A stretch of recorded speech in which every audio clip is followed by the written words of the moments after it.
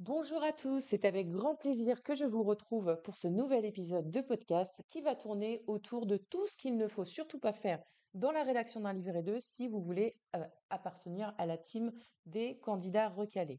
Alors cette vidéo, elle ne tombe pas et cet épisode ne tombe pas par hasard. En fait, je m'inspire de plus en plus de ce que je vis dans les semaines d'accompagnement et là, en l'occurrence, j'ai une candidate pour lequel je n'ai pas assuré l'accompagnement et qui a d'ailleurs mené sa démarche seule, euh, a réservé une prestation de relecture, prestation unique que je mène de manière occasionnelle quand les dates et les agendas me le permettent.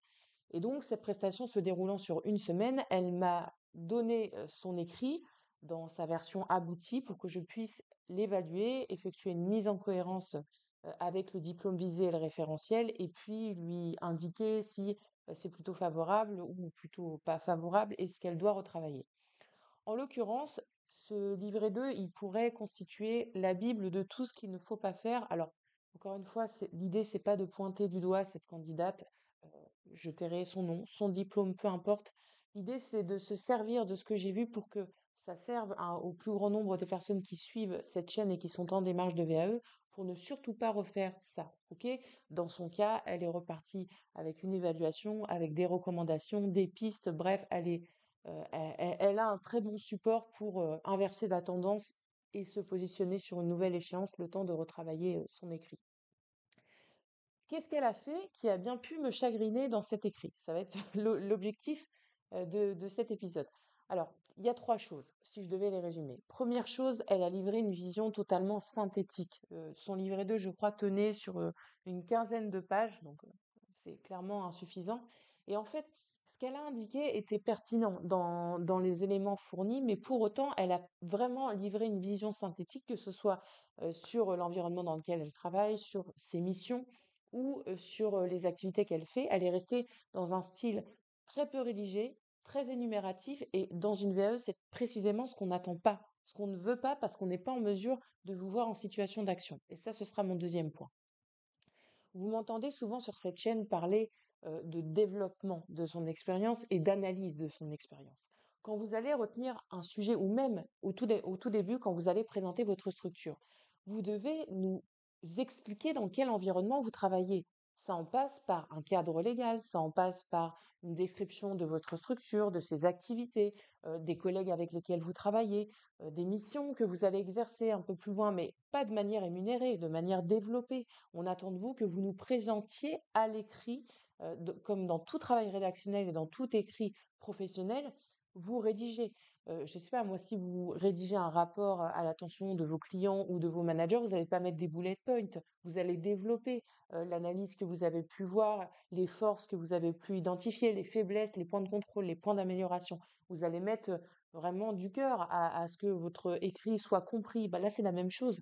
Vous devez décortiquer votre action, expliquer les méthodes avec lesquelles vous travaillez, les outils que vous avez privilégiés, pourquoi ces outils et pas un autre, pourquoi une méthode plutôt qu'une autre, quelle analyse, quel résultat, quel regard vous avez sur ce résultat à refaire, est-ce que vous feriez différemment. Tout ça, ça contribue à prendre de la distance par rapport à votre vécu et à aider le jury à montrer, et déjà à montrer vos compétences, comment vous les avez mobilisées, et au-delà de ça, que vous avez bien intégré les connaissances attendues dans le diplôme et que demain, on est en mesure de vous diplômer.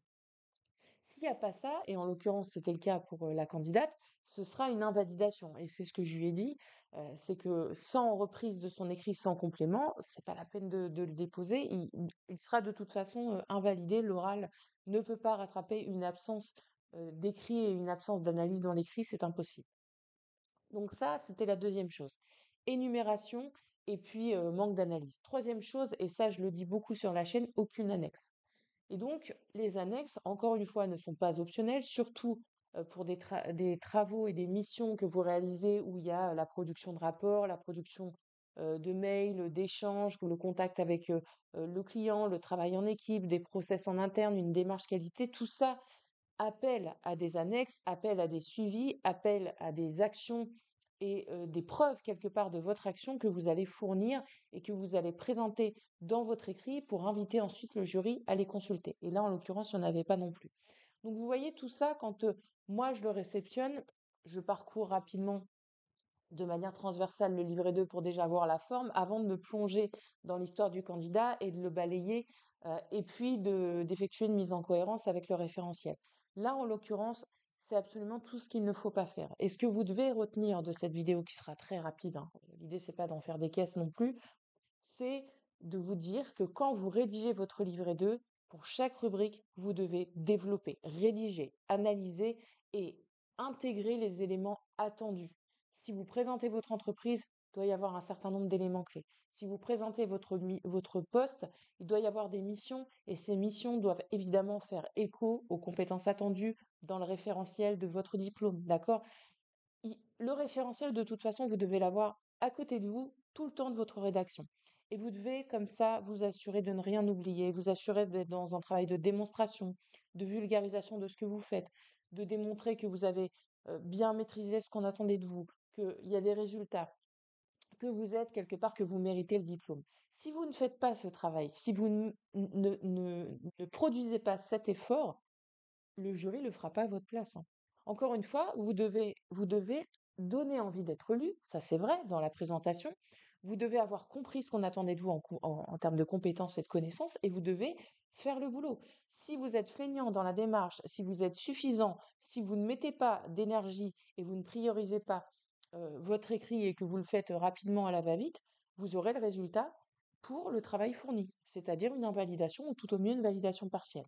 Donc, l'idée, encore une fois, c'est pas de trop vous secouer, mais quand même un peu parce que j'ai parfois l'impression qu'on pense que le dispositif de VAE, c'est une manière facile d'avoir un diplôme.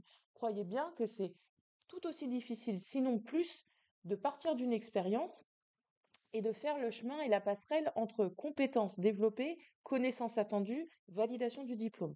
Il y a toute une méthodologie qui existe pour vous faire justement passer ce petit chemin avec des actions à poser et comment dirais-je, des éléments à fournir et à intégrer à votre livret 2 pour être sûr demain d'être dans l'attendu en termes de compétences et de connaissances. Ça ne se fait pas en 2 minutes. Imaginez bien que des personnes suivent des formations parfois de 2, 3, 5 ans pour obtenir le diplôme que vous allez obtenir en une année, avec un travail à fournir basé sur les compétences. On est d'accord, c'est pas du tout le même cursus. Dans le parcours de formation initiale, j'avais déjà fait une vidéo là-dessus, des personnes euh, obtiennent des connaissances par le suivi d'une formation et ont un contrôle à la fin qui valide que les connaissances sont bien acquises. Vous, dans la démarche de VAE, vous faites le chemin inverse, c'est-à-dire que vous n'avez pas le diplôme, vous avez l'avis qui vous a permis d'acquérir un certain nombre de connaissances et vous mettez ces connaissances sur la table en les décortiquant, en les analysant pour montrer que vous disposez bien des connaissances et ces connaissances seront frappées d'un diplôme. Ce sont deux démarches différentes, mais vous comprenez bien que le diplôme ayant la même valeur, on aura la même exigence sur votre écrit et sur votre production. Donc ne bâclez pas votre écrit, prenez du temps, essayez de comprendre. Et encore une fois, si c'est trop flou pour vous, si vous ne comprenez pas, l'accompagnement VAE, c'est la petite valise qu'on vous donne, c'est les outils, c'est le regard externe, c'est le filet de sécurité qu'on vous livre pour vous accompagner et pour faire en sorte que vous ne soyez pas hors sujet, vous n'oubliez rien, vous répondiez à l'exigence de votre diplôme. Plus le niveau de diplôme est haut, plus l'écrit devrait être fourni et analysé. C'est évidemment le jeu. Donc à vous de fournir l'effort si vous souhaitez être diplômé.